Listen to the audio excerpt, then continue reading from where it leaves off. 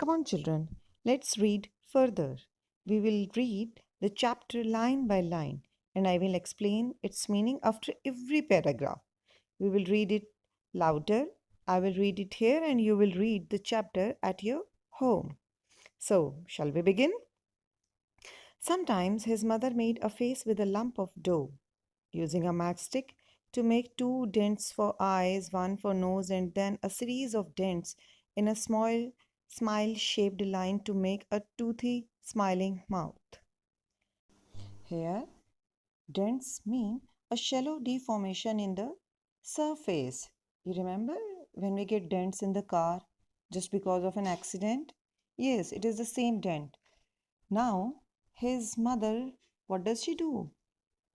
She takes a lump of dough and it is just like a clay. So she makes different faces of that dough with a matchstick, with a stick of matchstick, and she gives it nose, eyes, and other shapes, and it becomes like a toy for the small kid.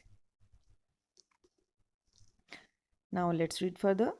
When she gave him the dough and told him to make the most beautiful thing in the world, he rolled the lump round and round in his chubby fingers and thought and thought and thought.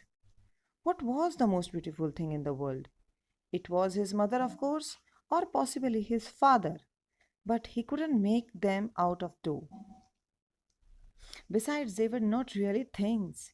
He rolled the damp piece of dough round in his hands, thinking hard.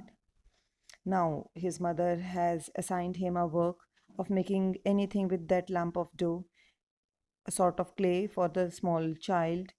And now she has asked him to make the most beautiful thing with that dough. Now he's thinking, now the little boy is thinking what to make with that dough. He is interested in making the shape of his mother, but he cannot make mother or father out of that dough. Now he loves his mother the most, so he doesn't want to hurt her because she has said to make the most beautiful thing. And he cannot make mother's face on that dough. And besides, for him, mother and father, they are not things, they are living people, his own life.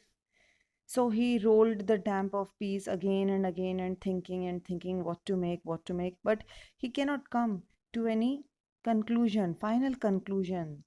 So he was irritated. Now let's read. Then Ramchand's father called out to his wife from the shop. Please come here, he shouted to his wife, as courteously as one could shout. Ramchand's parents were old fashioned. They never addressed each other by their names. Now the child is busy in making and thinking the shape of what to make from that dough. In the meanwhile, Ramchand's father was calling his wife, Ramchand's mother, to come to the shop because he needs her in the shop for something. So he shouted his wife. He did not call her name because they were old fashioned and they never call each other by their names. So let's read further. Next paragraph now. She turned the stove off, put it and the matchbox safely away on the upper shelf, and threw a sharp, anxious glance at him. She was terrified about the stove. She had heard so many stories of children having accidents with them. But ever since she had told him about Chuhu, he seemed to be keeping his distance from the stove. She had not even planned it.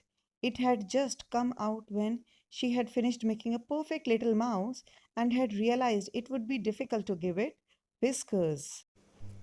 Now, what happens next is Ramchand's father has called his mother, so she went away to the shop.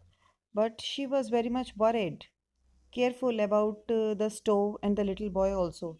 So she carefully put that matchbox and other things which can cause harm to the little boy on the upper shelf so that Ramchand cannot reach the matchbox lest he does any harm with that matchbox.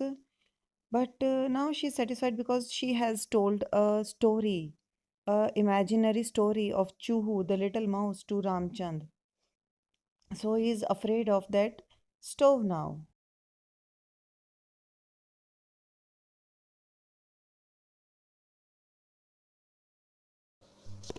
Chuhu is an imaginary mouse, a girl mouse, which she has made from the lump of dough, but she finds herself unable to give it whiskers. You remember whiskers?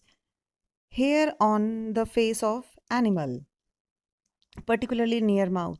So she finds herself unable to give it whiskers. So she made an imaginary story that when Chuhu goes near the stove, her whiskers they get burnt. So that is the story which she has told to Ramchand, and Ramchand is very particular about this story. So he never goes near the stove. Now let's read further. She smiled, untucked the pallu of her sari from the waistband of her petticoat, spread out the pallu, adjusted it around her shoulder, and looked at her son. He was still absorbed in the piece of dough. Feeling he was safe, she went out to the shop.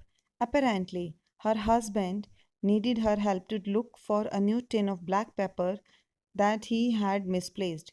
They found it after about 10 minutes, and Ramchand's mother went back in to continue with her cooking. Now Ramchand's father is calling his mother. So mother adjusts her sari and she goes out to help him.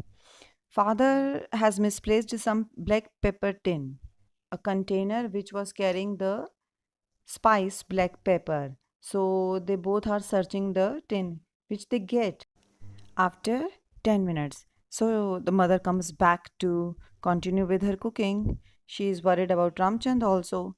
If he gets nearer to the stove or gets himself burnt. So she's scared of that thing also.